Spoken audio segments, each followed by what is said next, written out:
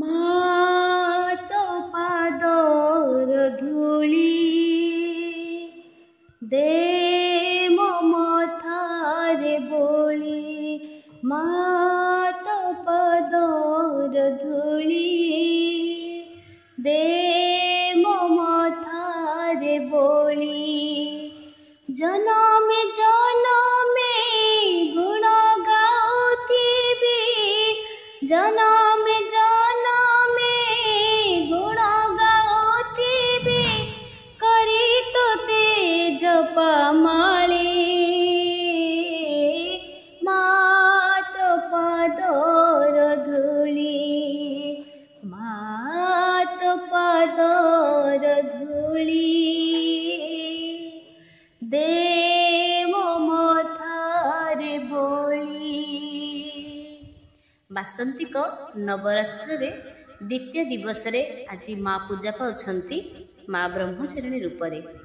ତ ମା ବ୍ରହ୍ମଚାରିଣୀଙ୍କର ପୂଜା ଦେବୀ ପ୍ରସିଦତୁ ମୟି ବ୍ରହ୍ମଚାରିଣ୍ୟତୁତ୍ତମା। ଦ୍ୱିତୀୟ ଦୁର୍ଗା ଶକ୍ତି ବ୍ରହ୍ମଚାରିଣୀ ଅଟନ୍ତି। ବ୍ରହ୍ମ ଅର୍ଥାତ୍ ତପର ଚାରିଣୀ, ଆଚରଣକାରିଣୀ ଅଟନ୍ତି। ତେଣୁ ବ୍ରହ୍ମ ଶବ୍ଦର ଅର୍ଥ ତପ କରିବା। ବେଦସ୍ତପ୍ତଂ ତପୋ ବ୍ରହ୍ମ, ଏଇ ଯେଉଁ ବଚନ ଅନୁସାରେ ବେଦ ତତ୍ଵ ଏବଂ ତପ ବ୍ରହ୍ମ ଶବ୍ଦର ଅର୍ଥ ଅଟନ୍ତି। ଏହି ଦେବୀ ହେଉଛନ୍ତି ଜ୍ୟୋତିର୍ମୟୀ ଭବ୍ୟ ମୂର୍ତ୍ତି। ତାଙ୍କର ଦକ୍ଷିଣ ହସ୍ତରେ ଜପମାଳି, ବାମ ହସ୍ତରେ କମଣ୍ଡଳୁ ଧାରଣ କରିଛନ୍ତି ଏବଂ ଦେବୀ ସଦୈବ ଆନନ୍ଦରେ ପରିପୂର୍ଣ୍ଣା ଅଟନ୍ତି। ମା ବିଶ୍ୱ କଲ୍ୟାଣକାରୀ ମଧ୍ୟ ହୁଅନ୍ତି। ମାଙ୍କର ଶ୍ରୀଚରଣ କମଳରେ ମୋର ଅନନ୍ତ କୋଟିବାର ପ୍ରଣାମ। ତ ପୌରାଣିକ କିମ୍ବଦନ୍ତୀ ଅନୁସାରେ ପୂର୍ବ ଜନ୍ମରେ ମା ବ୍ରହ୍ମଚାରିଣୀ ହିମାଳୟଙ୍କ ଘରେ ପୁତ୍ରୀ ରୂପେ ଜନ୍ମ ନେଇଥିଲେ। ଭଗବାନ ଶଙ୍କରଙ୍କୁ ସ୍ୱାମୀ ରୂପେ ପାଇବାକୁ ସେ ବହୁତ କଠିନ ତପସ୍ୟା କରିଥିଲେ। ମା 1000 ବର୍ଷ ଯାଏଁ କେବଳ ଫଳମୂଳ ଖାଇ ଜୀବନ ବିତାଇଥିଲେ। ଏହାପରେ ମା କଠିନ ବ୍ରତ ପାଳନ କରି ଖୋଲା ଆକାଶ ତଳେ ଖରା ବର୍ଷାକୁ ସବୁ ସହ୍ୟ କରିଥିଲେ। ଖଣ୍ଡିଆ ବେଲପତ୍ର ଖାଇ ଭଗବାନ ଶିବଙ୍କୁ ଆରାଧନା କରୁଥିଲେ। ମା 1000 ବର୍ଷ ଯାଏଁ କେବଳ ଫଳମୂଳ ଖାଇ ଜୀବନ ବିତାଇଥିଲେ। ଏହାପରେ ମା କଠିନ ବ୍ରତକୁ ପାଳନ କରି ଖୋଲା ଆକାଶ ତଳେ ଖରା ବର୍ଷା ସବୁକୁ ମଧ୍ୟ ସହ୍ୟ କରିଥିଲେ। ଖଣ୍ଡିଆ ବେଲପତ୍ର ଖାଇ ଭଗବାନ ଶିବଙ୍କୁ ଆରାଧନା ମଧ୍ୟ କରୁଥିଲେ। ଏତେ ସବୁ କଲା ପରେ ବି ଯେତେବେଳେ ସେ ଭଗବାନ ଶିବଙ୍କୁ ପ୍ରସନ୍ନ କରିପାରିନଥିଲେ, ତେଣୁ ମା ନିଜେ ଶୁଖିଲା ପତ୍ର ମଧ୍ୟ ଖାଇବାକୁ ଛାଡ଼ି ଦେଇଥିଲେ। କେତେ 1000 ବର୍ଷ ପର୍ଯ୍ୟନ୍ତ ଯାଏଁ ନିର୍ଜଳା ନିରାହାର ତପସ୍ୟା କରିଥିଲେ। କଠିନ ତପସ୍ୟା ଯୋଗୁଁ ମା ଅତ୍ୟନ୍ତ ଦୁର୍ବଳ ବି ହୋଇପଡ଼ିଥିଲେ। ମାଙ୍କର ତପସ୍ୟା ଦେଖି ସମସ୍ତ ଦେବାଦେବୀ ଋଷି ମୁନି ମାଙ୍କର ମନସ୍କାମନା ପୂରଣ ହେବାକୁ ଆଶୀର୍ବାଦ ମଧ୍ୟ ପ୍ରଦାନ କରିଥିଲେ। ସେଥିପାଇଁ ମାଙ୍କୁ କୁହାଯାଏ ବ୍ରହ୍ମଚାରିଣୀ। ମା ବ୍ରହ୍ମଚାରିଣୀଙ୍କର ଅର୍ଥ ବହୁତ ଗଭୀର। ବ୍ରହ୍ମ ଅର୍ଥାତ୍ ତପସ୍ୟା ଓ ତାରିଣୀର ଅର୍ଥ ହେଉଛି ଆଚରଣ, ଅର୍ଥାତ୍ ଦେବୀ ତପ ଆଚରଣ କରିଥାନ୍ତି। ମାଙ୍କ ଦକ୍ଷିଣ ହସ୍ତରେ ଜପାମାଳା, ବାମ ହସ୍ତରେ କମଣ୍ଡଳୁ। ଧାର୍ମିକ ମାନ୍ୟତା ଅନୁଯାୟୀ ମା ବ୍ରହ୍ମଚାରିଣୀଙ୍କୁ ପୂଜା କଲେ ତପତ୍ୟାଗ, ବୈରାଗ୍ୟ, ସଦାଚାର ଆଉ ସଂଯମ ମଧ୍ୟ ବୃଦ୍ଧି ପାଇଥାଏ।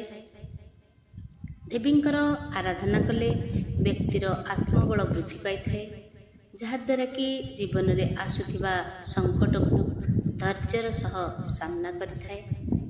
ତେବେ ମା ବ୍ରହ୍ମଚାରିଣୀଙ୍କର ଜପମନ୍ତ୍ର ହେଉଛି ଓମ୍ ଦେବୀ ବ୍ରହ୍ମଚାରିଣୀ ନମଃ। ଓମ୍ ଦେବୀ ବ୍ରହ୍ମଚାରିଣୀ ନମଃ। ଓମ୍ ଯା ଦେବୀ ସର୍ବଭୂତେଷୁ ମା ବ୍ରହ୍ମଚାରିଣୀ ରୂପେଣ ସଂସ୍ଥିତା।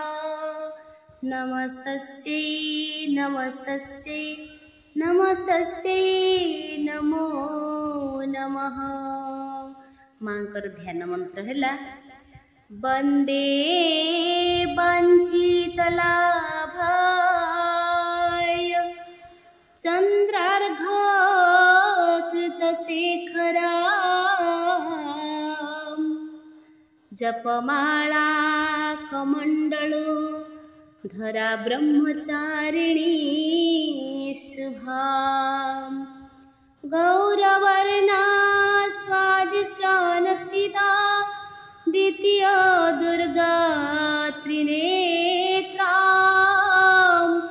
धवल परिधाना ब्रह्मरूपा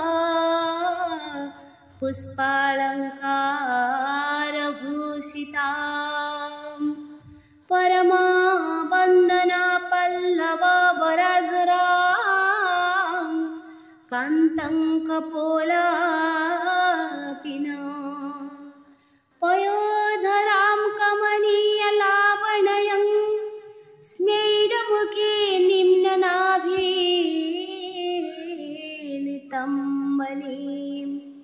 ब्रह्मचारिणी स्वरूपरे नवरात्रर द्वितीय दिवसरे माता दुर्गा को भक्त माने उपासना करिथांती। माँकर अन्य दुई नाम है अपर्णा आउ उमा। तो देवींकर ही रूप तपस्यार तेजरे तेजदीप्त हो जाए। तो तांकर दक्षिण हस्तरे मंत्र जपामाली बाम हस्तरे कमंडलू अत्यंत शोभावर्धन करुअछि। भक्त निज मन को स्वादिष्टान चक्रे अवस्थापित करी आराधना करिथांती। तो ब्रह्मचारिणी पदार्थ बा कह जाए अपरा प्रकृति रे ज्ञान, से ज्ञान होची परा प्रकृति।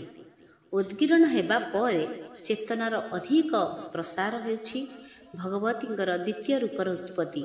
यह जीवजंतु एवं जीव जगतर एक जटिल मिश्रण। यह प्रत्येक उद्भिद देखा जाए। शह शह वर्ष धरी अस्वस्थ एवं बरगछ परी अनेक बड़ बड़ गछ साक्षी रूप से रही।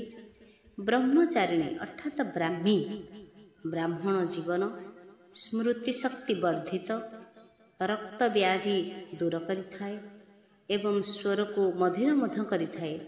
सेथिपाई एहांकु माँ सरस्वती मध्य कहुए।